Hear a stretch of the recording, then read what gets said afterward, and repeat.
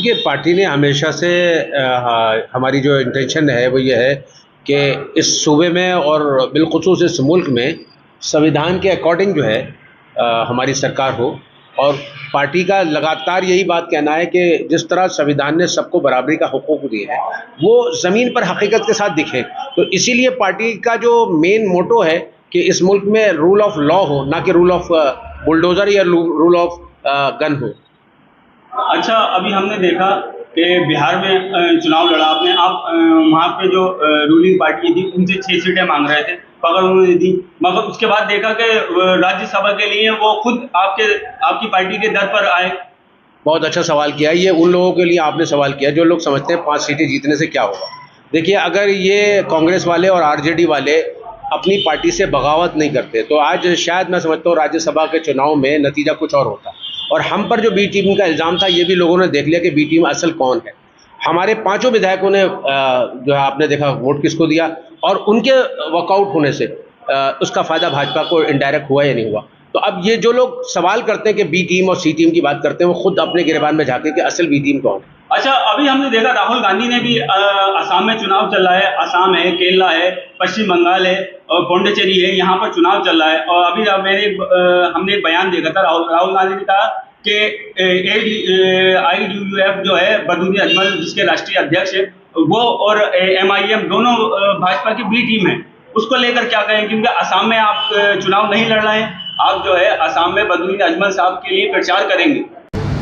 आसाम में बदरुद्दीन अजमल साहब के लिए हम प्रचार करेंगे, या हम केरल में भी है मुस्लिम लीग के लिए। देखिए, ये जो कांग्रेस ये बात कहती है खुद हमने बता नहीं। अभी देखिए, राज्यसभा के चुनाव में इनके विधायक जो थे जो बिहार से जीते थे उन्होंने क्या किया है, और उसके नतीजे में भाजपा को इनडायरेक्ट फायदा, या जितने भी लोग क्रॉस वोटिंग करते हैं वो कांग्रेस वाले ही क्यों ज़्यादा होते हैं, समाजवादी वाले ज़्यादा क्यों होते हैं। अगर हम बी टीम हैं और हमारे लड़ने से भाजपा को फ़ायदा होता है तो फिर ये वेस्ट बंगाल में ये कांग्रेस फिर क्या करने जाती है वहाँ पे, या फिर दिल्ली के अंदर कांग्रेस फिर क्यों चुनाव लड़ती है, या आम आदमी पार्टी गुजरात में जाके चुनाव क्यों लड़ती है, या समाजवादी पार्टी वाले मध्य प्रदेश में जाके चुनाव। अरे भाई, हम भी तो राजनीतिक पार्टी हैं, हम कोई NGO थोड़ी है भाई। हमारा भी जहाँ जहाँ संगठन मजबूत होता है और हमें उम्मीद होती है कि हम वहाँ चुनाव लड़ते हैं जाके। अच्छा, AK स्टैलियन जहाँ पे मुख्यमंत्री है वहाँ पर भी आपने उनका समर्थन कर रहे हैं, वहाँ चुनाव क्यों नहीं लड़ेगी आपकी पार्टी? हाँ, यही देख लिया। अब इससे ही मैं बताऊँ, खुद मैं पार्टी के प्रचार के लिए एक बार पार्टी के लिए गुजरात जा चुका हूँ। मैंने खुद देखा था, पहले हमने वहाँ पर जो निकाय चुनाव होते हैं वहाँ पर हमने हिस्सा लिया था। हमने 36 पार्षद को खड़ा किया था, जिसमें से हमारे 26 पार्षद जीते थे। जहाँ जहाँ जीते थे वहीं से हमने अपना कैंडिडेट खड़ा किया था। तो बताइए, स्वाभाविक था ये था। जब हम हाई स्कूल में पास होते हैं तो इंटर के लिए क्वालिफाई अपने आप को समझते हैं।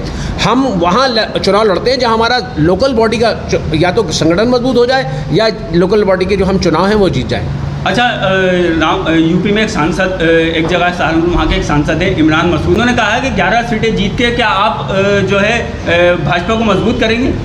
हम इनसे पूछते हैं कि इनके पास जितने विधायक थे कांग्रेस के, वो 3 विधायक अगर वॉकआउट नहीं करते तो आज राज्यसभा में इनका जो आरजेडी का कैंडिडेट था वो जीता नहीं जीतता। तो अब आप देख लिए, आप कहते हैं 11 से, हम कहते हैं 1 वोट से भी politics is the not the game of numbers, it is the art of impossible. हम 1 वोट से भी बहुत कुछ कर सकते हैं। आपने देखा है कि 1 वोट से कभी किसी की सरकार गिरी भी है और एक वाला कभी चीफ मिनिस्टर बना भी है। 2027 को लेकर क्या कहेंगे? 2027 में अल्हम्दुलिल्लाह हमारा संगठन जगह जगह हम मजबूत करने की कोशिश कर रहे हैं, ग्रास रूट लेवल पर। अभी ये जो ज़िला पंचायत के इलेक्शन आ रहे हैं, हम कोशिश कर रहे हैं कि हमारा ज़्यादा से ज़्यादा नुमाइंदगी इसमें हो, और अगर हम इसको क्वालिफाई करते हैं तो इंशाल्लाह आगे चल के विधानसभा 2027 का जो चुनाव है उसकी हमारी एक अच्छी ज़मीन तैयार हो सकती है। अच्छा, एक सवाल और है। अभी आपके प्रदेश अध्यक्ष मेरठ में एक प्रोग्राम हुआ था, ईद मिलन और होली मिलन। वहाँ पर उन्होंने एक बयान दिया था, जिसको बयान को लेकर बहुत चर्चा हुई थी कि आप हमें 11 विधायक दे दीजिए, हम जो है इनकाउंटर करने वालों को इनकाउंटर करेंगे। उसको लेकर आपके कुछ पदाधिकारी है, कुछ उन पर FIR भी दर्ज हुई है। मैं खुद वहाँ मौजूद था और हमने पूरी तकरीर सुनी है। जिन लोगों ने पूरी तकरीर सुनी होगी, असल में अधूरा सच पूरे झूठ से ज़्यादा खतरनाक होता है। लोगों ने काट कर उस चीज़ को, उन्होंने शुरू से कहा है कि हम कानून के मानने वाले लोग हैं। जितने लोग आज ये फर्जी इनकाउंटर कर रहे हैं उनको कानून के दायरे में रखकर और कानून से हम सज़ा दिलवाएंगे। आप पूरी अगर तकरीर सुनेंगे तो उन्होंने बार बार ये बात कही है। हाँ, शायद उस जगह पर थोड़ा सा उनकी ज़ुबान में मैं समझता हूँ ये बात भूल गए, लेकिन आप अगर पूरी तकरीर सुनेंगे तो आप देखेंगे शुरू से आखिर तक उन्होंने कहा है कि जो लोग कानून के दुश्मन हैं, हम इस मुल्क में कानून के दायरे में रखकर बात करते हैं और कानून ही का हुक्मरानी हम चाहते हैं। एक राज्यसभा के सांसद हैं इमरान प्रताप गढ़ी साहब, और माइनॉरिटी के प्रेसिडेंट भी हैं वो कांग्रेस पार्टी में। वो हमेशा MIM को लेकर वो सुर्खियों में रहते हैं, वो MIM पे हमला करते रहते हैं। अभी जैसे देखा था, उन्होंने कहा था कि MIM तो है बी टीम है बीजेपी, उसको उनको लेकर क्या कहेंगे? आज जो राज्यसभा से MP बने हमारे ही 2 वोटों की वजह से बने हैं। अगर हमारे 2 वोट नहीं पड़ते तो उनके तो कांग्रेस के वोट तो क्रॉस वोटिंग में चले गए थे। आज वो हम पर बी टीम का इल्ज़ाम लगाते हैं, खुद अपने गिरबान में झांक के देख लें। आज वो राज्यसभा में हमारे 2 वोटों की वजह से।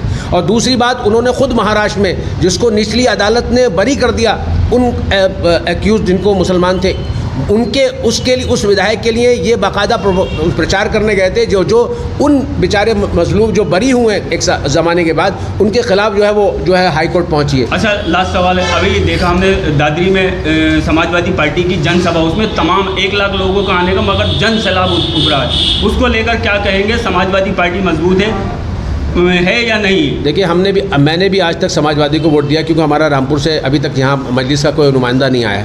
लेकिन हम समाजवादी से दादरी से ही सवाल करना चाहते हैं कि दादरी में अखलाक कांड हुआ था, ये आपके ज़माने में हुआ था, आप हुकूमत में थे। आज तक जब आप अखलाक को इंसाफ नहीं दिला पाएँ तो अगर अगली सरकार आएगी तो आप क्या इंसाफ दिला पाएंगे? दूसरी बात, आपने ये वादा जो आज किया है कि जितने फ़र्जी मुकदमे हैं वो हटाए जाएंगे, ये वादा आपने 2012 में भी किया था, लेकिन सिर्फ वो मुकदमे उन नेताओं के मुकदमे हटे थे, अवाम पर नहीं हटे थे। हम ये कहना चाहते हैं जो आप कहते हैं वो करते क्यों नहीं है? दादरी में मुजफ्फरनगर का वाक़या आपके ज़माने में हुआ था, सन 2013 में हुआ, 17 तक आप सरकार में रहते, आपने कितना इंसाफ दिलाया था? अखलाक कांड हुआ था, आपने कितना इंसाफ दिलाया था?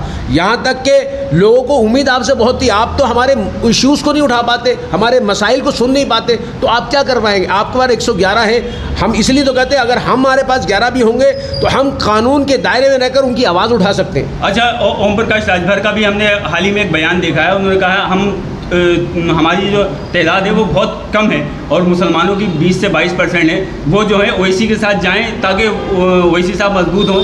इस प्रकाश राजभर जी ने बहुत अच्छी बात कही है। मैं ये बात कहता हूँ, लोग जो कहते हैं ना हम क्या कर सकते हैं, देखिए यकीनन आज़म खान साहब एक बात कहते थे कि हम यकीनन राजा नहीं बन सकते, लेकिन हम इतने ज़रूर हैं कि हमारे बगैर कोई राजा नहीं बन सकता। मैंने अभी आपसे कहा politics is the art of impossible, not the game of numbers. हम क्या कर सकते हैं? अगर देखिए, अगर हम समाजवादी से जाके जीतते हैं, कांग्रेस से जाके जीतते हैं, तो जो पार्टी की विप है उसके मजबूर हो जाते हैं। वहाँ अगर हमें वॉकआउट करने को कहा जाता तो हम वॉकआउट होते हैं। वहाँ पर यह है कि UAPA का जब कानून आया तो हम ही थे जिन्होंने मुखालफत की थी, जिसकी वजह से आज हमारे बहुत से नौजवान अंदर हैं। हम अगर 5 भी जीतेंगे तो हमारी पार्टी की विप कम से कम हमारे एजेंडे के साथ होगी, और फिर हम बेबागी, और फिर हम जिसको वोट देंगे, राजनीति में कभी कभी कम वाला भी सत्ता में होता है। जैसे अब आपने पिछली सरकार देखी कि हरियाणा के अंदर 10 सीटें लाने के वाला उप मुख्यमंत्री था और 30 सीट लाने वाला विपक्ष में था। तो राजनीति में इम्पॉसिबल को भी पॉसिबल किया जा सकता है। बहुत कितनी सीटों पर चुनाव लड़ेगी पार्टी? देखिए, ये तो हाईकमान तय करेगा। ये तो हम लोग तो पार्टी के सिपाही हैं और कोशिश करेंगे इंशाल्लाह ज़्यादा से ज़्यादा लड़े। हमारा आज भी मेरा दौरा था, बहुत सी जगहों पे गया था। ज़िला पंचायत के जो लोग लड़े थे, हमारे ज़िला यूथ के ज़िला अध्यक्ष सलमान साहब हैं। अभी हमारा इसी पर चर्चा चल रही थी कि जितने लोग यहाँ ज़िला पंचायत का चुनाव लड़ रहे हैं, कोशिश करेंगे ज़्यादा से ज़्यादा हमारी पार्टी की नुमाइंदगी हो, हमारे जो प्रत्याशी उसमें इलेक्शन में आए, ताकि हम जन जन तक पहुँचकर अपने पार्टी की विचारधारा उनको समझा सके, हम बता सके कि हम कैसे कम होने के बाद भी सत्ता के अंदर भागीदारी कर सकते हैं या सत्ता को मजबूर कर सकते हैं विपक्ष में रहकर भी काम करने पर।